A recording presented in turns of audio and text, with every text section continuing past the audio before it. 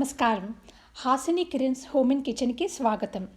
వర్షాకాలం, మిర్చి బజ్జీ తెలుగువారు ఈ మూడిటికి విడదీయరాని సంబంధం.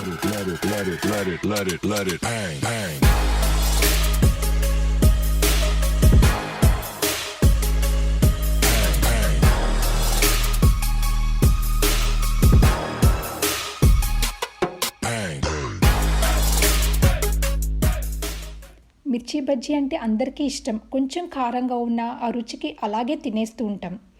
ఈ మిర్చి బజ్జీని చిన్న టిప్స్తో క్విక్గా ఎట్లా చేసుకోవాలో చూపిస్తాం. మిర్చీస్ని either small size or big size ఏదో ఒక సైజ్ తీసుకుని నీట్గా వాష్ చేసుకుని తడి లేకుండా డ్రై చేసి పెట్టుకోవాలి. ఇప్పుడు ఒక నైఫ్తో ఇట్లా ఒక స్లిట్ చేయాలి.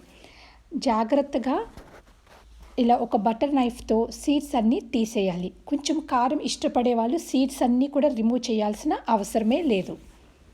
అసలు కొంచెం కూడా కారం వద్దు అని అనుకుంటే ఇంకొక టిప్, వెనిగర్లో కొంచెం సేపు సీడ్స్ తీసేసిన మిర్చిని ఉంచితే కూడా మీకు కారం తగ్గిపోతుంది. ఇది ఆప్షనల్ స్టెప్. చాలా జాగ్రత్తగా మిర్చి బ్రేక్ అవ్వకుండా బటర్ నైఫ్తో కానీ స్పూన్తో కానీ మొత్తం సీడ్స్ అన్నీ కూడా స్క్రేప్ చేసేసుకోండి. ఇప్పుడు వెనిగర్లో కాసేపు ఇట్లా కావాలంటే పెట్టుకోండి, అసలు కారం ఇష్టం లేని వాళ్ళు. ఆ తర్వాత ఒక మిక్సింగ్ బౌల్లో శనగపిండిని జల్లించి తీసుకోండి. ఇందులో కొందరు బియ్యపిండిని కూడా యాడ్ చేస్తారు క్రిస్పీగా వస్తాయని. బియ్యపిండి లేకపోయినా కూడా రుచిగా క్రిస్పీగా వస్తాయి. ఒకసారి ఇట్లా ట్రై చేయండి. ఆ తర్వాత సాల్ట్ అండ్ కారం యాడ్ చేసుకొని మిక్స్ చేసుకోవాలి. నెక్స్ట్ వాటర్ అనేది కొంచెం కొంచెంగా యాడ్ చేసుకుంటూ కలుపుకోవాలి బజ్జీ పిండిని. ఎక్కువ ఒక్కోసారి పోసేస్తే పల్చగా అయిపోతుంది పిండి. నేను almost 3/4 cup to 1 cup water వరకు యాడ్ చేసుకున్న 1.5 కప్స్ అనే పిండికి ఈ కన్సిస్టెన్సీలో కలుపుకోండి. మీరు ఆయిల్ హీట్ అవ్వడానికి పెట్టేసి జస్ట్ ఇంకా బజ్జీ వేసే ముందు పిండిలో కుకింగ్ సోడాని యాడ్ చేసుకోవాలి. ఎక్కువ కుకింగ్ సోడా యాడ్ చేసుకున్న ముందుగానే కలిపేసుకుని ఉంచుకుంటే బజ్జీ అనేది ఎక్కువ ఆయిల్ అబ్సార్బ్ చేసేస్తుంది. మిర్చిని ఇట్లా పైన చాలా తొడిమని చాలా సున్నితంగా పట్టుకొని పిండిలో ముంచండి. ఒక్కసారి ఇలా ఒక రొటేషన్ లాగా తిప్పాలి. బజ్జీకి ఆయిల్ బాగా వేడి ఉండాలి. అంటే చీరిక స్టార్ట్ అయిన ప్లేస్లో స్టార్ట్ చేసి మళ్ళీ చీరిక దాకా ఒక ఫుల్ రొటేషన్ అన్నమాట. ఇలా చేయడం వల్ల పిండి స్లిట్ లోపలికి వెళ్ళదు. అలా వెళ్తే సరిగ్గా పిండి ఉడకదు. కనుక మీరు ఈ ట్రిక్ ఫాలో చేస్తే మనం స్టఫ్ చేయడానికి ఈజీ ఉంటుంది.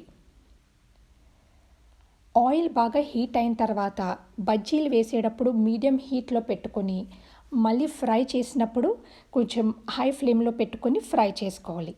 ఇట్లా గోల్డెన్ బ్రౌన్ వచ్చే వరకు కూడా ఫ్రై చేసుకొని ఫ్లిప్ చేసుకుంటూ అన్ని సైడ్స్ ఫ్రై అయ్యాక తీసేయాలి.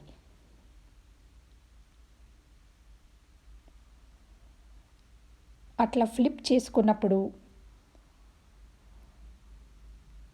బజ్జీ అనేది లోపల మిర్చి అనేది కూడా చాలా క్రిస్పీగా అవుతుంది. ఇలా ఎక్సెస్ ఆయిల్ని ట్యాప్ చేసి స్ట్రెయినర్లో తీసేయండి. సో ఏదైనా ఎక్స్ట్రెస్ ఆయిల్ ఉంటే డ్రాప్ అయిపోతుంది. ఆ తర్వాత సెకండ్ బ్యాచ్ ఆఫ్ మిర్చి కూడా సేమ్ అట్లాగే రొటేషన్ టెక్నిక్తో చేయండి. అట్లా చేయడం వల్ల పిండి అనేది స్లిట్ మధ్యలోకి వెళ్ళకుండా ఉంటుంది అండ్ ఈజీగా కుక్ అవుతుంది. స్టఫింగ్ కూడా చాలా ఈజీ అవుతుంది. ఇట్లా మొత్తం బజ్జీలన్నీ కూడా ఫ్రై చేసుకుని ఒక స్ట్రెయినర్లోకి స్ట్రెయిన్ చేసేసుకున్నాక ఒక సర్వింగ్ ప్లేట్లో అరేంజ్ చేసుకోవాలి. ఆ తర్వాత మనం సన్నగా చాప్ చేసుకున్న ఆనియన్స్ని ఆ స్లిట్లో స్టఫ్ చేసుకోవాలి. మొత్తం ఆనియన్స్ అండ్ సన్నగా తరిగిన కొరియాండర్ లీవ్స్ కూడా స్టఫ్ చేసుకుని లాస్ట్లో ఫ్రెష్గా చాప్ చేసుకున్న నిమ్మకాయతో మనం స్క్వీజ్ చేసుకుంటే వేడి వేడి కారం కారం మిర్చి బజ్జీ రెడీ అయిపోయింది. నిమ్మకాయ పిండుకుని తింటే చాలా చాలా బాగుంటుంది. టిప్ ఏంటంటే ఇట్లా డీసీడ్ చేసిన మొత్తం చిల్లీ సీడ్స్ అన్నీ కూడా మీ దగ్గర ఏదైనా చిన్న పాట్ కానీ లేకపోతే మీ సాయిల్లో కానీ ప్లాంట్ చేసుకుంటే ఎండలో 2 డేస్ డ్రై చేసిన తర్వాత మీకు కొత్త మిర్చి అనేవి వస్తాయి. ఇన్ కేస్ గార్డెనింగ్ ఇంట్రెస్ట్ ఉన్న వాళ్ళు ఇది కూడా ట్రై చేయొచ్చు, సీడ్స్ అనేవి వేస్ట్ చేయకుండా. మా వీడియో వాచ్ చేసినందుకు ధన్యవాదాలు. ఈ వీడియో మీకు నచ్చితే లైక్ చేయండి, షేర్ చేయండి. మరిన్ని అప్డేట్స్ కోసం ఛానల్ సబ్స్క్రైబ్ చేయండి.